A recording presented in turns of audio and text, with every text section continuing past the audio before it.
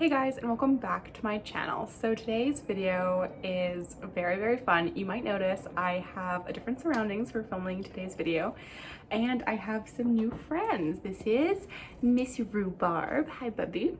And then this is Miss Seiji over here, and I'm actually cat sitting for one of my friends. So guys, it's Editing Ellie here. I got really excited. I started talking about the cats, I got really distracted, and I forgot to introduce what the video was. So it is a April wrap-up slash what I've read so far this year, and I hope you guys enjoy it. Anyway, the first book that I read in the month of April was Ashton Parker Doesn't Fail. Now, I have a whole reading vlog of this book. It was my first reading vlog, and it actually happened when finals were happening for uni, so I haven't had a chance to edit it, but I have so much footage that I'm so excited to edit and post that. But this video is probably gonna go up first because it seems like a bit of an easier video to film and edit right now. So keep your eyes out for that one. But Ashton Parker Doesn't Fail. I was once again immersed into Ashley Herring Blake's writing and in the town of Bright Falls. I absolutely love her writing style. I love these characters. I love the cameos of seeing Delilah and Claire and the whole Bright Falls gang-a-lang. Like, it was so much fun to see. There were some things that were a little bit of a miss for me that I talk about in the reading vlog, so I won't get into it here, but overall I gave it 4 stars. I really enjoyed it. I love the characters. I just fell into the world again, and I cannot wait for Iris's book. The next book that I read was absolutely amazing, and it was Part of Your World by Abby Jimenez. I'm so sorry if I'm saying her name wrong. This book was absolutely amazing. I gave it 4.5 stars. I really enjoyed it. I loved just this world, this plot, the differences, the struggle, just the, oh, it was so cute. I found that this book transported me into the small town world where I was really just in love with the relationship that was unfolding. It's been quite a while since I read a small town romance book that I absolutely adored. And saying that, I did just read Ashton Parker Doesn't Fail, but that to me is just kind of like in a different universe, you know? When I say like country, small town, Bright Falls isn't country, but it's about a mayor slash inn owner, rugged man who's a woodworker who's just the sweetest guy you'll ever meet. He is so sweet, and our female main character is dealing with the pressures of her family. She is a world-renowned doctor. Her family has this giant legacy and she's struggling with that. And it's just this beautiful book about how these two people from totally different universes, totally different worlds, totally different background come together and just find a beauty in their relationship. I truly love Daniel. He's one of my favorite book boyfriends, and this book gets a solid 4.75 stars. You might be asking yourself, Ellie, why doesn't it get a perfect 5 if you're raving about it? And to that I say, the problem at the end of the book, like the third act kind of breakup, I was so immersed in the story that when it happened, I was just kind of screaming at my page in frustration, being like, no, like, you guys are perfect for each other, don't do this.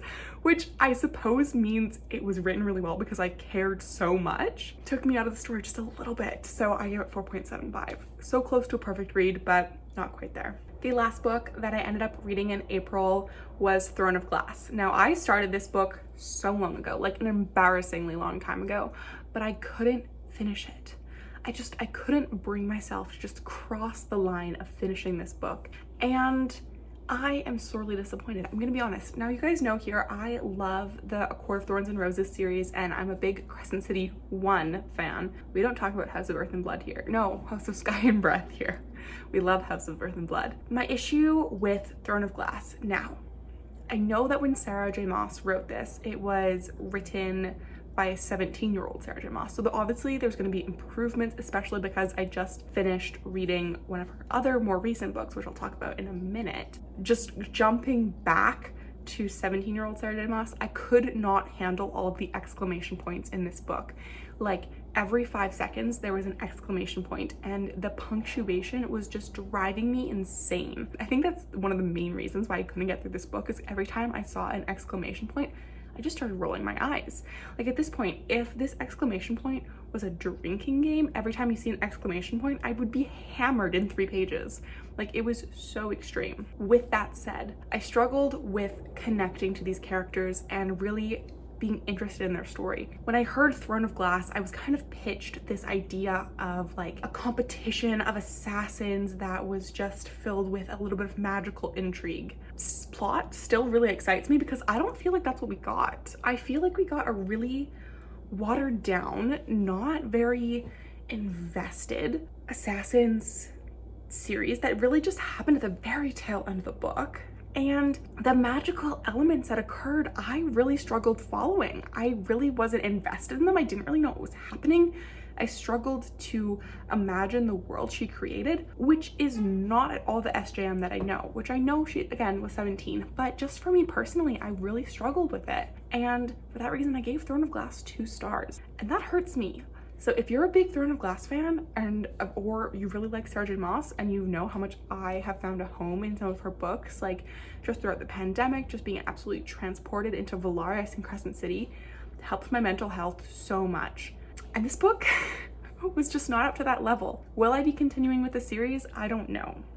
At this current moment, no. I don't have this amazing investment into the story. Magical intrigue kind of confused me. It wasn't great. With that said, I was living vicariously through a lot of my friends when they were reading the book. Like pretty much all of my best friends have read Throne of Glass series. And so they've kind of told me everything that happened. So I feel like I read them, and with the punctuation issues that I have, I don't feel like I need to relive what they've already told me, like the play-by-play. Those were all the books that I read in April. Now you might be asking yourself, Ellie, how many books have you read so far this year? And to that I say, the most embarrassing number of 5. Now you might be asking yourself, Ellie, why is that embarrassing? And I will tell you, because last year I read 43. Did I film a single video? Not really. I think 1 got posted, but I have filmed so many videos over the last year and last 2 years, and like only I think 5 of them are posted on my channel because I cannot edit these things. I do not have the time to edit them. I film them, I love talking to you guys, and then you guys never see them. But this video is seeing the light of day. That is the last thing that I do. Back to where we were about books that I've read this year. I've only read 5 books, which I'll talk about the other 2. 3 I read in April. I have 2 on the go right now. I just feel very nitpicky with my books. Like I either fall in love with them like Part of Your World and Astrid Parker Doesn't Fail, or I really struggle them. And I have DNF'd so many books. My reading time is so limited that if I'm not loving a book, I'm not invested in it, I'm kind of just hate reading it, I kind of DNF it. So sorry about that, guys. Now, the other 2 books that I read, we'll keep with the Sarah J Maas theme. I reread A Court of Silver Flames by Sarah J Maas. This book, the first time I read it, I read the physical copy, I gave it 5 stars, I absolutely adored it. This time I listened to the audiobook, and I have to say I loved it even more. This book has so much going for it, and I feel like everyone who had the pacing issues with it needs to listen to the audiobook because the audiobook went by so fast. I literally finished the audiobook in 2 days, and if you know how long the audiobook is, that is concerning. That is a concerning amount of time that I was listening to this book. Like I was listening to it before bed, I was listening to it in the shower, I was listening to it while I cooked, I was listening to it while I ate, I was listening to it while I was driving. Literally every activity except for studying, I was listening to this book, and I was obsessed. I was so happy. It was amazing. We have a cat just running by us. It's so fun having these cats just like roam. I fell even more in love with Nesta and Cassian's story. It made me so happy to jump back into that Sarah J Maas universe. Gwen and Emery, I cannot wait to see them in the next books. And oh, my babies Feyre and Rhys, even though we don't talk about Rhys's actions in this book, that in my brain that just like didn't happen. I just love this book. It makes me really happy. These characters make me happy. The last like 100 pages make me extremely stressed but so invested. It is just a great book. And the last book that I have read this year was Twisted Games by Anna Huang. Now, I wrote a Goodreads review for this, and my Goodreads review, but I've been reading off of my computer for like keeping track of the books because my brain is not that big at the moment. I have a full day of work. I just finished cooking, which by the way, it's just a small side note, I am so proud of myself, you guys. I have made an Alfredo pasta with cauliflower, broccoli, and carrots, mushrooms in an Alfredo sauce, chicken. It was so good. Who let me read this? Who said, Ellie, go read this? Well, the answer is BookTok. And to them, I say why. Now, I can be here for a protective male and a bodyguard, but this book was nothing short of cringy, and it was not sexy. My review goes on, but that's kind of the first situation. Now, who told me to read this book? As I explained, BookTok did, and I was promised plot and spice.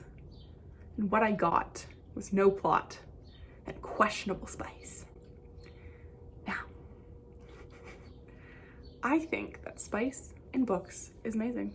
I think that spicy books are very fun.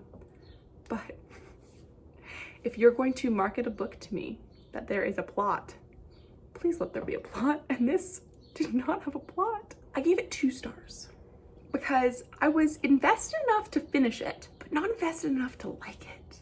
I don't know if that makes any sense, but to my tired brain right now, it currently is. Plus the sun is setting, so I'm just slowly moving more this way.